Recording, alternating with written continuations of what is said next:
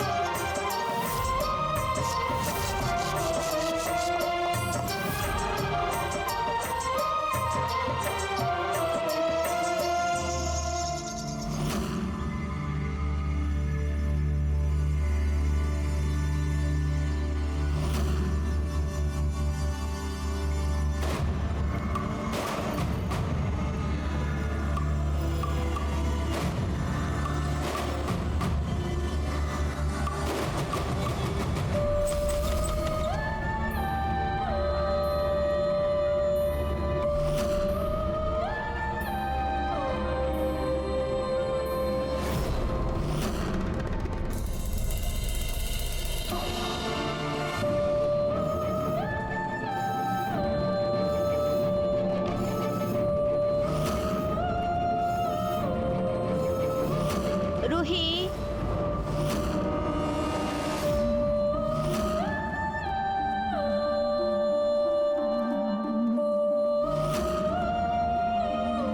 रूही,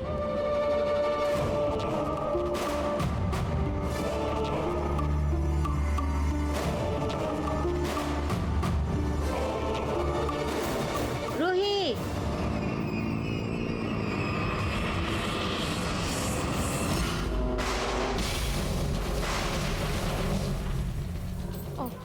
जी रूही, मैं कब से तुम्हें बुला रही थी। हमारा घर पे ना चीनी खत्म हो गई है, थोड़ी सी चीनी मिलेगी? जी, मैं अभी लाई।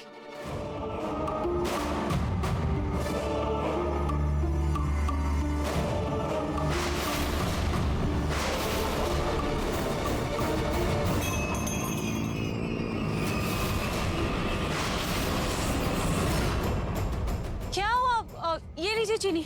नहीं नहीं, मुझे नहीं चीनी चाहिए, नहीं चाहिए। इन्हें क्या हुआ? पता नहीं।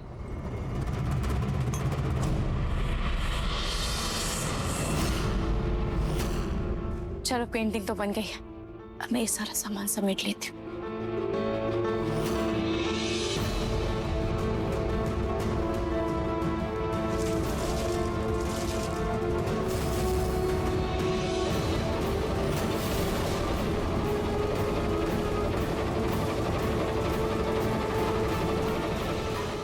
तेरी की मेरा सरप्राइज मुझ पर ही भारी पड़ गया।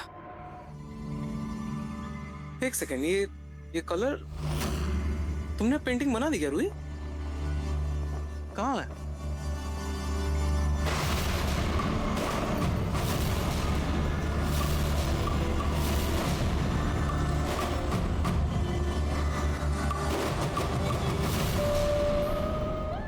एक सेकंड रुके ना आशी।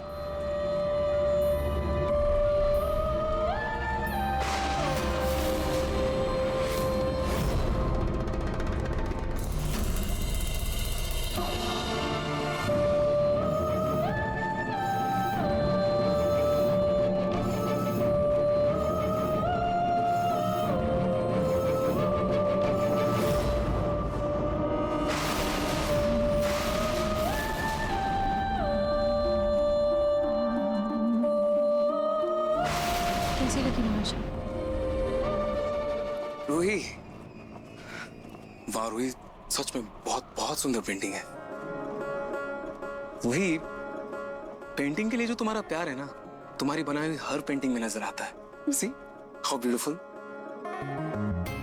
तुम्हारे इन हाथों में ना जादू है, जादू।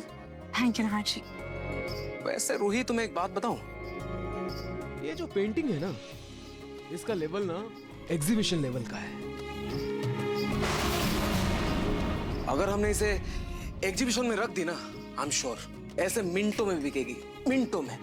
नाज जी, पेंटिंग का तो पता नहीं, पर आपकी दी हुई हिम्मत से ही मैं ये सब कर पाई।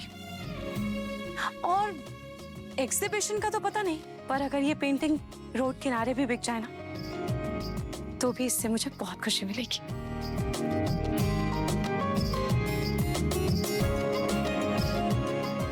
अच्छा खैर, ये सब छोड़िए।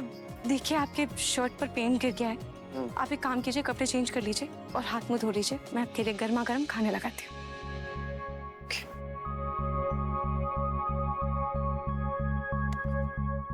कहाँ जा रही हो?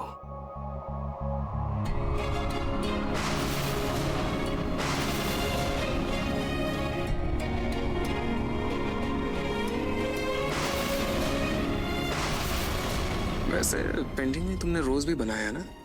नंसी, मैंने तुम्हारी मन की बात सुन ली। मतलब? नहीं समझी?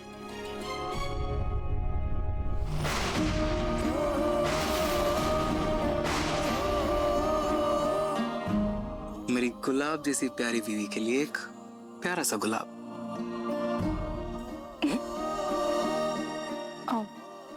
नाज जी, अब आप लेकर आए तो आप ही लगा दीजिए। Good idea.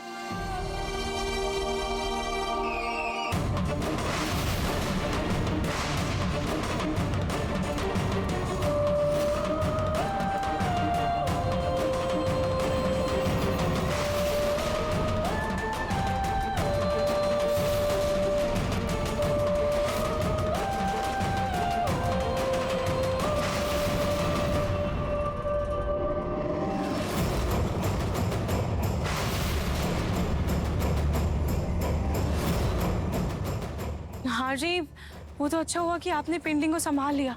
अब आप एक काम कीजिए, इसे वापस से दीवार पर लगा दीजिए। तब तक मैं आपके लिए खाने लगाती हूँ।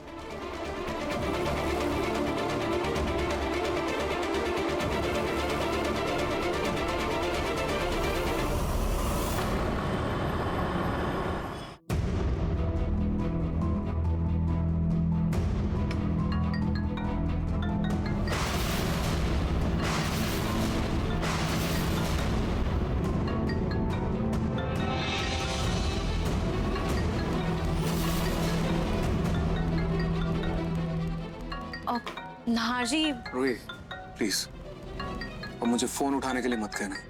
मुझे दादी से कोई बात नहीं करनी है।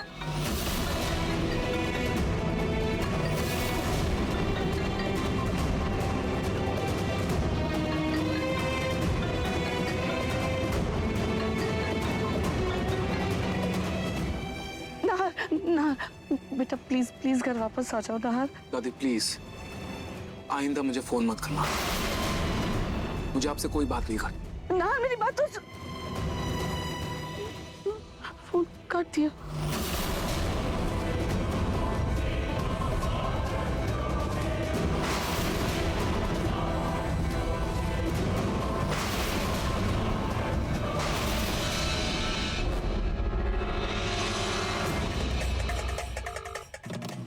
नाहर मेरा फोन नहीं उठा रहा। वॉइस मैसेज भेजती हूँ। नाहर बेटा, मैं अपने किए पर पछता रही हूँ। मुझे बहुत पछतावा है अपने किए का। प्लीज बेटा, अपनी दादी को माफ कर दो। प्लीज प्लीज घर वापस लौट आओ। प्लीज नाहर।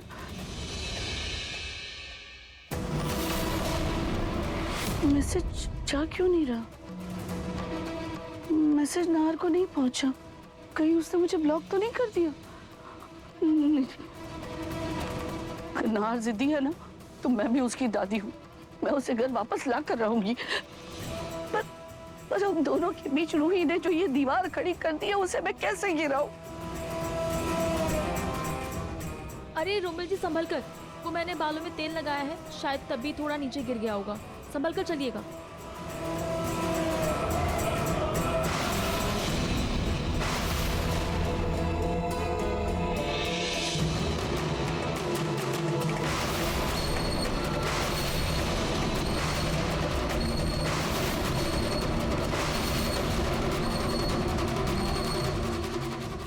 साम दाम दंड भेद, जो भी तरीका अपनाना पड़े अपनाऊंगी, पर मैं अपने नहार को घर वापस ला कर रहूंगी।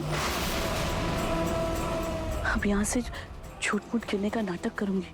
नहार को जब पता चलेगा कि उसकी दादी सीढ़ियों से गिर गई है, दादी दर्द में है, तो वो दादी को देखने के लिए दौड़ा चलाएगा।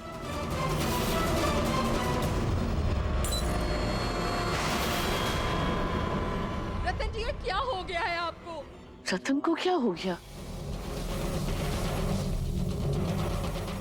बस सोनी जी, आपकी और माँ की हरकतों ने मुझे इतना शर्मिंदा कर दिया है कि एक छत के नीचे आप लोगों के साथ रहने में मुझे घुटन महसूस हो रही है। घुटन महसूस हो रही है मुझे, घुटन महसूस हो रही है। रतन जी मेरी बात सुनिए, आप ये कैसी बातें कर रहे हैं रतन जी? आप हटिए।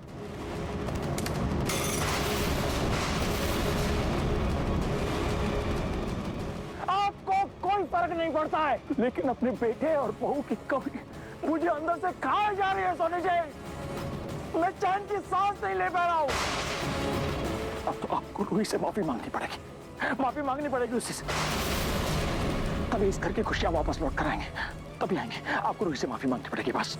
जी आप ये कैसी बात कर रहे हैं? बात अगर नाहर से माफी मांगने की होती तो मैं समझ सकती थी, लेकिन रूही, मैं रूही से माफी क्यों मांगू जबकि पंडित जी ने खुद रूही को अशुभ कहा है? काश सोनी जी आप एक बार खुद को रूही की जगह रखकर देख पाती तो आपको एहसास होता कितना गलत हो रहा है उस लड़की के साथ। वो बहू जो हर एक मुश्किल परिस्थिति में इस घर के लिए ढाल बनकर खड़ी रही, जिसने इस परिवार को अपने साथ समेट के रखा। अब बस बहुत हुआ, आपको इस भ्रम में जीना है तो जीते रहिए। मैं इस घर में एक पल नहीं रह पाऊंगा, नहीं रह पाऊंगा मैं सोनी जी, नहीं रह पाऊंगा मैं। जी क्या कर रहे हैं आप रतन जी? समझिए रतन जी, क्या कर रहे हैं रतन जी? रतन जी मेरी बात सुनिए रतन जी, छोड़िए। नहीं सोनी, मुझे एक बात ही सुने, मैं अपने बेटे और बहू के बिना नहीं रह सकता हूँ। मुझे उनके पास ही जाना है। रतन जी बेटा मेरा भी है वो, नहीं रह सकता हूँ। ये बात सुनिए रतन जी। रतन, ये सब क्या है? कहाँ जा रहे हो? माँ, मैं अपने बहू और बेटी के पास जा रहा हूँ, नहीं रहना आप लोगों के साथ, समझिए आप। रतन जी बात सुनिए, रतन जी क्या कर रहे हैं आप? मेरी बात सुनो, रुको। रतन, मैं वादा करती हूँ कि मैं नाहर को घर वापस ले आऊंगी। रुको, मेरी बात सुनो। जाओ रतन, रतन रुको।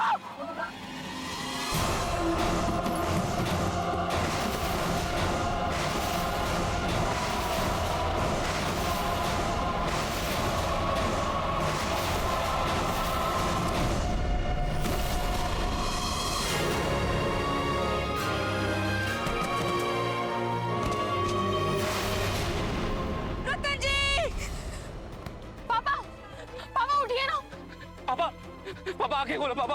रतन जी क्या वो आपको उठे ना? रतन जी, रतन जी।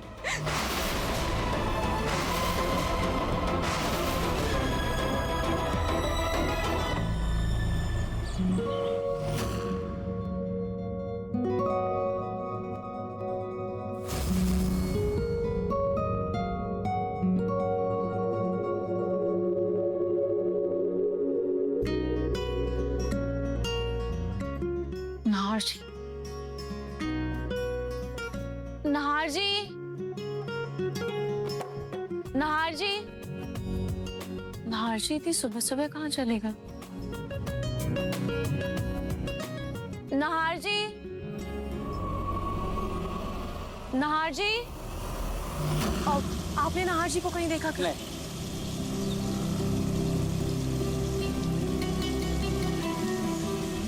भाभी, आपका चीनी लेने आई थी ना, तो फिर आप चीनी लिए बिना क्यों चली गई थी? वो मुझे कुछ काम याद आ गई थी। अच्छा ये बताओ, तुम्हारा इस घर में मन लग गया? हाँ, मतलब मेरे और नाहर जी के लिए थोड़ा छोटा है, पर हम मैनेज कर रहे हैं। और वो तेरी कौन थी? कौन? वही जिसका चेहरा बना रही थी तू कल। अच्छा, वो तो बस एक काल्पनिक तस्वीर थी, उसकी मैं पेंटिंग कर रही थी। असल में वो कोई इंसान नहीं है, इसीलिए तो मैं उसका चेहरा पूरा बना नहीं पाई। पर आप ये क्यों पूछ रही हैं?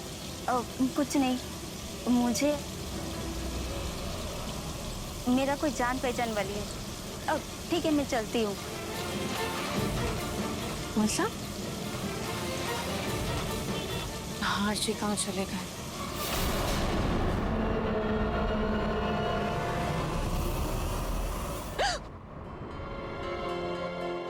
और हुई? हाँ जी, आपने तो मुझे डरा ही दिया।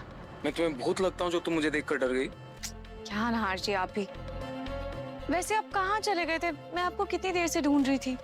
बाहर गया था बाबा, और तुम्हारे लिए कुछ लेकर भी आया हूँ। ये क्या है? क्या है? खोलो तो पता चलेगा क्या है।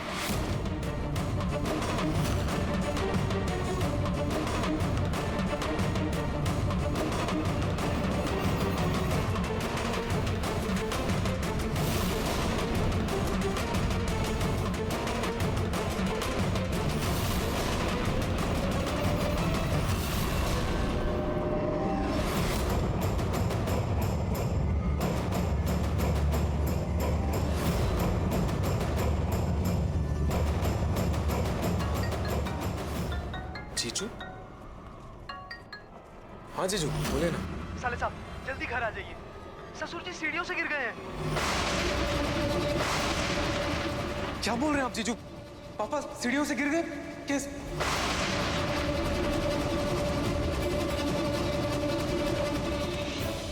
हाँ तो जीजू, अगर पापा सीढ़ियों से गिर गए हैं तो आप डॉक्टर को फोन कीजिए ना। मुझे क्यों फोन कर रहे हैं? नहार जी, आप क्या बोल रहे हैं? पापा जी के साथ इतना बड़ा हादसा हो गया। चलिए, हमें फौरन घर चलना होगा। कोई कहीं नहीं जाएगा, किसी को कहीं जाने की जरूरत नहीं है। ये सब दादी के पुराने पैंतरे हैं। मैं दादी को अच्छे से जानता हूँ, वो अच्छे से जानती है।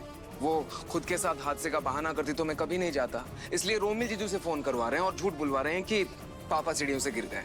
कुछ भी मतलब। छोड़ो ना ये सब, चलो इस पेंटिंग को हम दीवार पे लगाते हैं।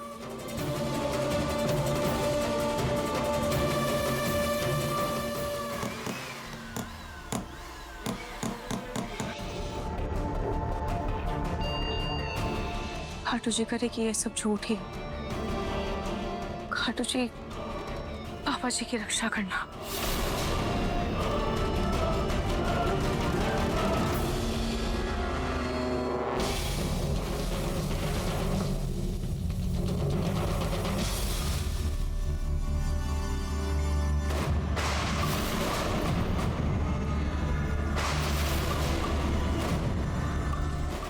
नहार जी, चाय। नहार जी, आप फिर से इस फोटो में खो गए थे। हाँ रोही, इस पेंटिंग में ना कुछ तो बात है, कुछ तो खास है। एक अजीब सी कशिश है यार इसमें। ऐसा लगता है जैसे ये कोई इमेजिनेशन या कल्पना नहीं, बल्कि हकीकत हो।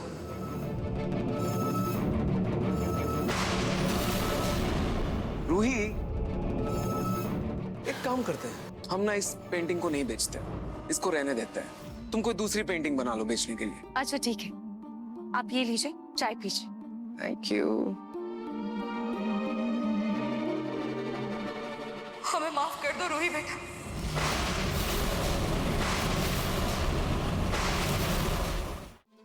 मम्मी जी, आप यहाँ? रूही, रूही मैं तुम्हारे पैर पड़ती हूँ, मुझे माफ कर दो रूही। मम्मी जी, ये क्या कर रही हैं आप? उठिए। रूही मैं तुम्हारे आगे हाथ जोड़ती हूँ, मुझे माफ कर दो। मैं तुमसे हुए सारी गलतियों के लिए माफी मांगती हूँ, मुझे माफ कर दो रूही। क्योंकि अगर तुम मुझे माफ नहीं करोगी तो नाहर घर वापस नहीं आएगा, तो कहीं ना कहीं हम सब कुछ छोड़। क्या?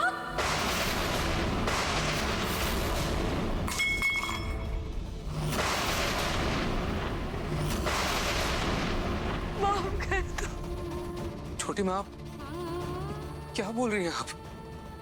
हाँ भैया, भैया पापा सीढ़ियों से गिर गए हैं, उन्हें बहुत चोट आई है और बेहोशी की हालत में भी सिर्फ आप ही का नाम ले रहे हैं। इसलिए हम यहाँ आए हैं आपको, भाभी को ले जाने के लिए। प्लीज घर चलिए, प्लीज। नाहर, बेटा हमने दामाद जी से तुम्हें फोन करवाया था, लेकिन तुम फिर भी घर नहीं आए। हाँ, हमें लगा तुम्हारी नाराजगी इतनी हद तक बढ़ गई है कि अब तुम्हें घर वालों से कोई फर्क नहीं पड़ता। लेकिन नाहर, तुम्हारे पापा की जान बसती है तुम्हें बेटा, वो तुमसे बहुत प्यार करते हैं। मैं रूही से माफी मांगती हूँ, मुझे माफ कर दो रूही, मेरे सुहाग बचा लो रूही, प्लीज मेरे सुहाग को। छोटी माँ, छोटी माँ, छोटी माँ, प्लीज प्लीज प्लीज, बस बस छोटी माँ, बिल्कुल शांत हो जाइए, शांत हो जाइए। कुछ नहीं होगा पापा को, पापा को कुछ नहीं होगा, कुछ नहीं होगा। छोटी माँ, हम आपके साथ चल रहे हैं। मेरा बच्चा। आरजे आप घर जाइए, जब तक मैं यहाँ पर सारा सामान समेटती हूँ। चलो चलिए, आइए भाई।